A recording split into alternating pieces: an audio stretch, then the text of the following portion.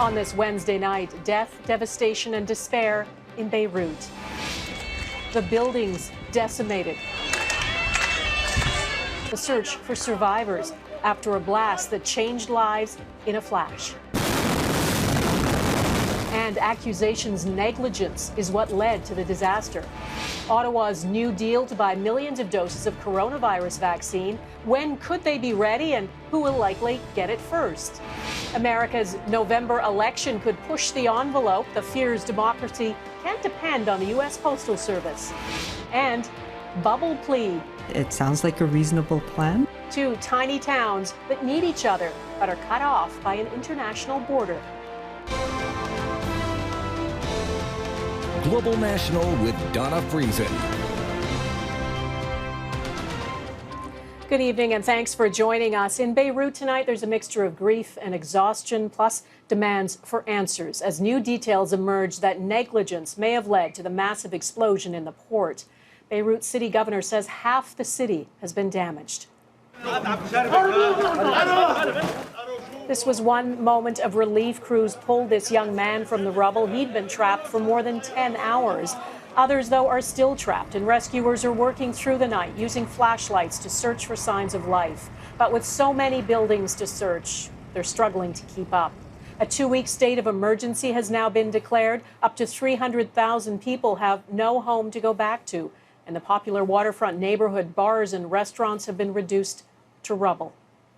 More than 135 people are known to have died, and that number is likely to rise. Over 5,000 people are injured, and treating them has become a major challenge. According to the World Health Organization, 3 of Beirut's hospitals were so badly damaged they can't even accept patients. The cause of the explosion is still under investigation, and the crater it left behind in the port is massive. Everything near it is obliterated. Lebanon's prime minister says more than 2,700 tons of ammonium nitrate confiscated from a ship had been stored there for more than 6 years without proper safety measures. Reuters reports a team of inspectors warned 6 months ago if it wasn't removed, it could blow up all of Beirut. A number of port officials have been put under house arrest. In a city scarred by years of civil war and bombings, nothing has been as devastating as this.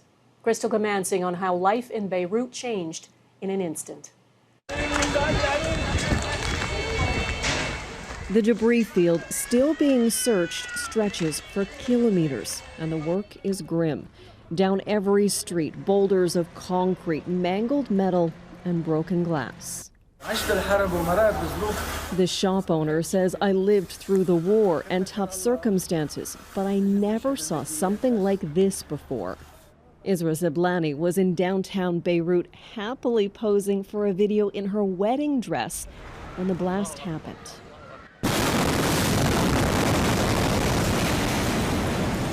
"2,700 tons of ammonium nitrate exploded, but it's not clear what caused the blast. According to Lebanon's Prime Minister Hassan Diab, it's been stored at the port for years. The shipment was traveling from Georgia to Mozambique in 2013, but the vessel made an unexpected stop at the port because of mechanical issues. The delay was long, and the crew eventually abandoned the ship. There are reports that port officials wrote several letters requesting government authorities deal with the potentially dangerous material. The president is vowing to hold those responsible to account. Pending an investigation, all port officials have been put under house arrest, a move that comes amid allegations of negligence. Speechless, really. I can't say much except that we feel so sorry for the losses that we had. Taking in the destruction, Beirut's mayor says the city can come back in time, but rebuilding would cost millions, and Lebanon is virtually broke. Unemployment is around 50%, and now tens of thousands are homeless. With the country's main port destroyed, there are more questions about the food supply.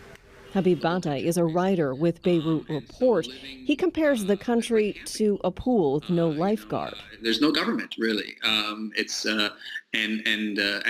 then you throw a massive mushroom cloud bomb into the whole thing. I mean, it's just unreal. Zeblani and her husband returned to the site of their unforgettable wedding shoot.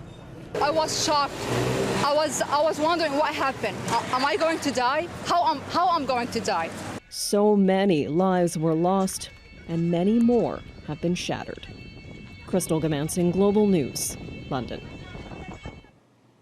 It was 2,700 tons of ammonium nitrate that blew up in Beirut. So what is it and how dangerous is it? Ammonium nitrate is a chemical component that's most commonly used in fertilizers. It's also used to create explosives for mining and has been used in terrorist attacks. It's produced as small pellets or prills, is made all over the world, and is relatively cheap to buy. On its own, it's safe to handle, but in a fire, it acts as a powerful accelerant. Many countries have regulations about the handling and storage of large amounts of ammonium nitrate, including Canada. If it's stored improperly, for too long, it decays, absorbs moisture, and forms into a rock-like mass. If fire reaches it then, the chemical reaction is much more intense. It's happened before. In 2015, ammonium nitrate and other chemicals exploded at a port in China, killing more than 170 people. And in 1947, a blast on board a cargo ship in Texas City claimed between 400 and 600 lives, the deadliest industrial accident in U.S. history. And in 1995, Timothy McVeigh used 2 tons of ammonium nitrate to create a bomb in Oklahoma City, which obliterated a federal building and killed 168 people. Nearly 11,000 Canadians are registered as being in Lebanon, and many of their friends and family are here scrambling to connect and to find ways to help. Mike Drolet reports. There was a moment of uncertainty as the lights went out at this church. And then all hell broke loose. People scrambled for cover, grabbing screaming children.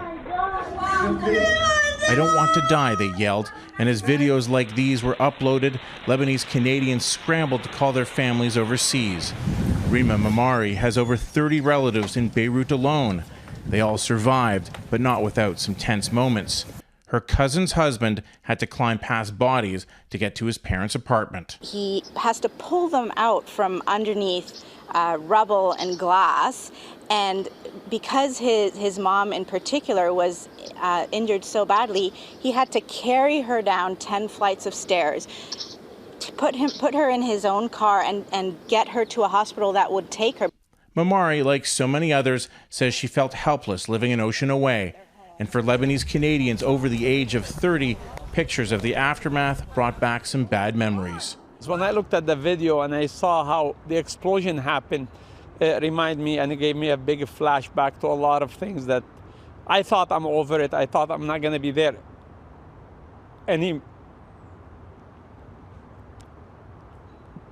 anymore, but clearly it's not. Mohammed Fakeh remembers when Beirut was a war zone during the Civil War in the 1980s. And then in the 2000s, more conflict, this time with Israel. The Lebanese, sadly, are used to picking up the pieces. But this time might be more difficult. Even before the pandemic, it was a country crippled with debt, poverty, and political corruption so extreme, Lebanese Canadians aren't sure where to send relief money. People in Lebanon have been already thinking, how are we going to do this day by day? They haven't really thought of like the next 5-10 years, especially with the pandemic going on. So at this point, like, it's just a matter of survival. Mike Drolet, Global News, Toronto.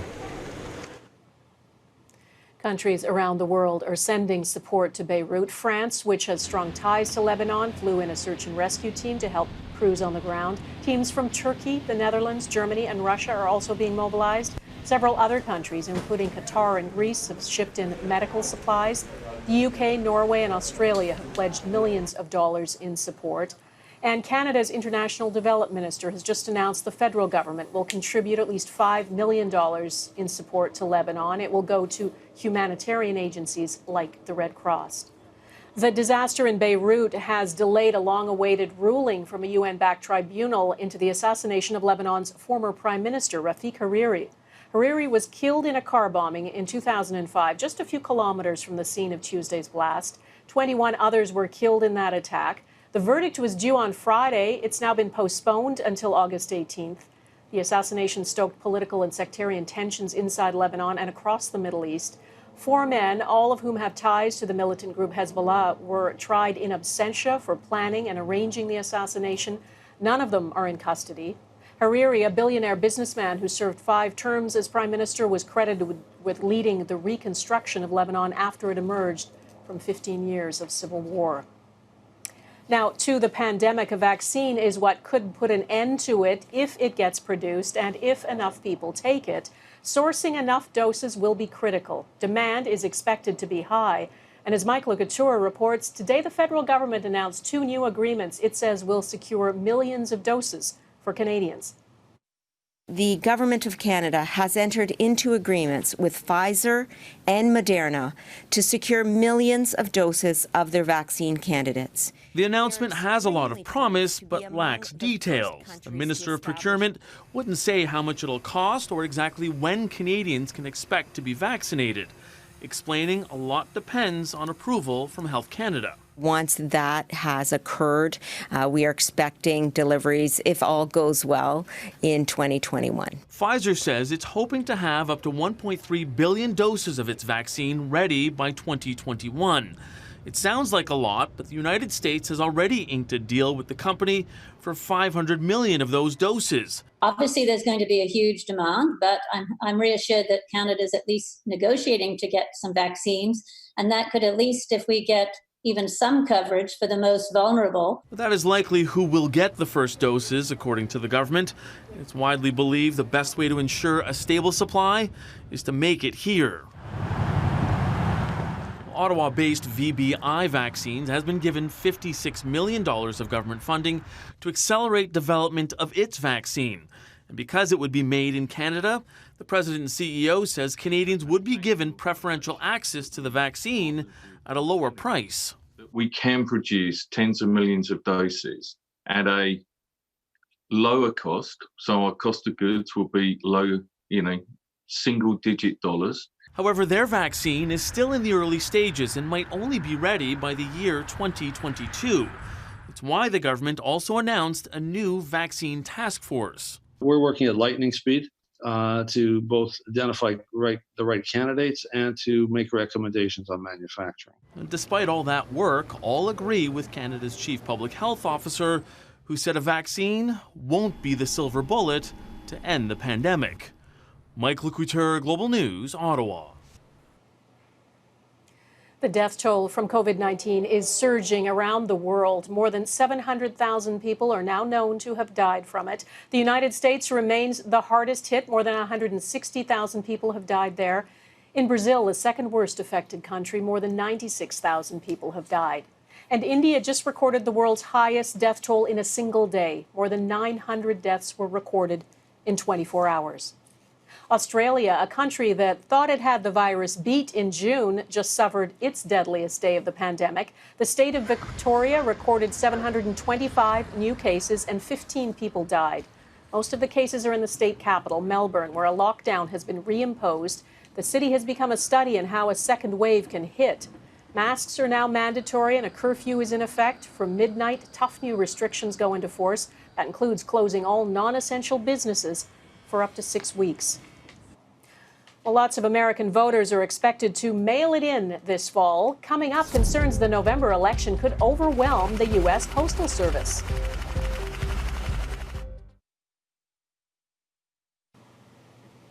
In exactly 90 days, the U.S. presidential election will take place, and many voters are worried about how they'll safely cast ballots in the middle of a pandemic. Interest in voting by mail is surging, even though the president has said it could be rife with fraud. His critics accuse him of voter suppression. As Jackson Proskow reports, there may be another big problem with mail-in votes.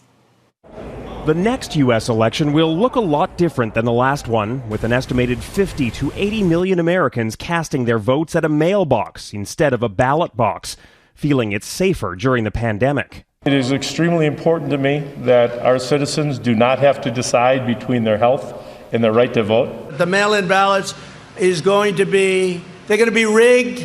With his own poll numbers in free fall, President Donald Trump, who votes by mail himself, has worked to sow doubt. Florida's got a great Republican governor.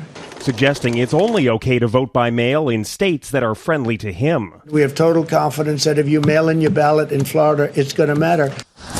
Mail-in ballots have been around since the American Civil War, and nearly 1 in 4 voted by mail in the 2016 election that Trump won. Is mail-in voting safe and secure? Oh, indeed it is. Experts say widespread voter fraud would be nearly impossible. On top of signature checks and specialized paper, ballot designs and the machines that read them can vary greatly, even within the same county. There are more than 3,000 counties in the United States. It's easier to go convince people to vote for your candidate than it is to try to manufacture a fake election.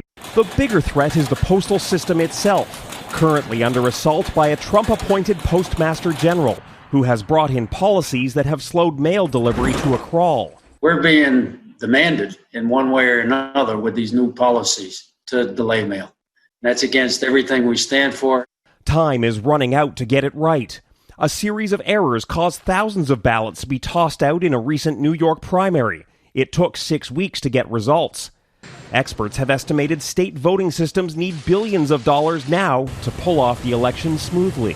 The shift to voting by mail could also give President Trump a window of opportunity to question the election results. That's because the winner of the presidency may not be known on election night. It could take days or weeks to count mail-in ballots. Donna. Interesting election. Jackson Proskow in Washington. Thanks. Still ahead, Calgary Zoo is running out of bamboo and options for 2 pandas.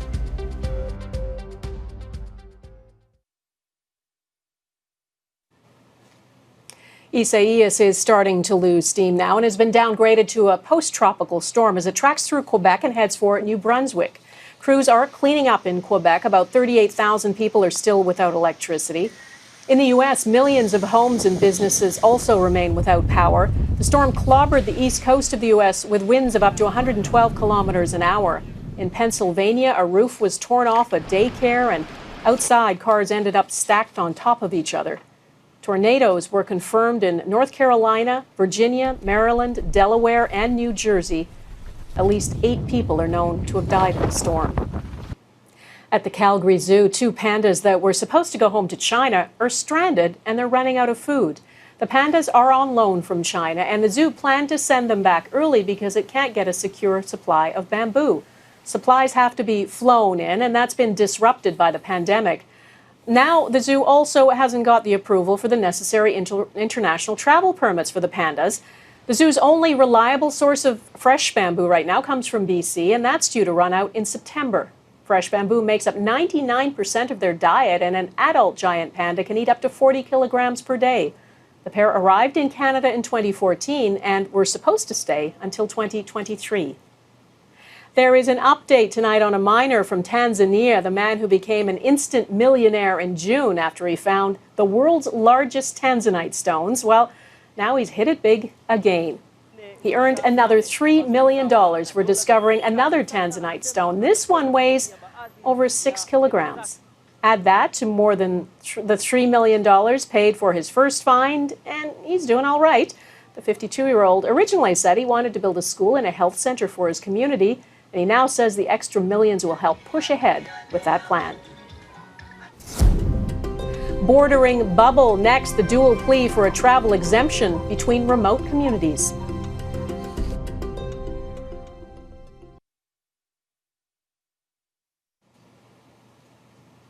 A lot of border communities depend on each other for everyday needs, and that's become even more apparent in a place that connects BC and Alaska. For more than a century, people have crossed freely, but the pandemic has imposed new restrictions, and the political leaders of 2 isolated towns are taking matters into their own hands, as Robin Gill explains. It's a tale of 2 countries with 1 community at 1 border crossing. Hyder, Alaska on one side, Stewart, BC on the other. We are a town of 400 people. Hyder has less than 100, and we need each other right now. Hyder needs Stewart for basic amenities. There are 2 grocery stores, and that's very important. There's a hardware store, which living out in the middle of nowhere is it's an oasis to a lot of people. The interdependence of this area goes back to the early 1900s when the communities were founded as mining towns. Even former President Barack Obama alluded to this unique relationship when the Prime Minister visited Washington in 2016. Up in Hyder, Alaska, folks head across the border to celebrate Canada Day, and folks in Stewart, British Columbia come over for the 4th of July. Now, the border is technically closed between Hyder and Stewart, but the Alaskan residents can cross into BC for groceries, fuel, and to see a doctor, but only once a week for a few hours. So the municipality and township are petitioning their respective governments to make them a bubble. That was brought to the attention of BC's top doctor. It sounds like a reasonable plan. My only concern, of course, is that we've started to see dramatic increases in cases in the last month in Alaska. But there are no cases in these remote communities. What's going on right now is almost worse than the virus. How it's splitting communities, how it's splitting families, just like putting a big brick wall in the middle of our community. They consider each other family, and they may be small-town politicians, but they're taking their concerns to the upper echelons of office. I would like to think that Washington and Ottawa would start to think of us as humans and not as Americans and Canadians. Because in this time of COVID-19, family is what matters. Robin Gill, Global News, Vancouver. And that is Global National for this Wednesday. I'm Donna Friesen. Tonight's here in Canada is Reindeer Lake on the Manitoba-Saskatchewan border. This is the Saskatchewan side. We'd love to see your Canada. Please email it to viewers@globalnational.com. And thanks for watching. Hope to see you here again tomorrow. Take care of yourselves. Bye-bye.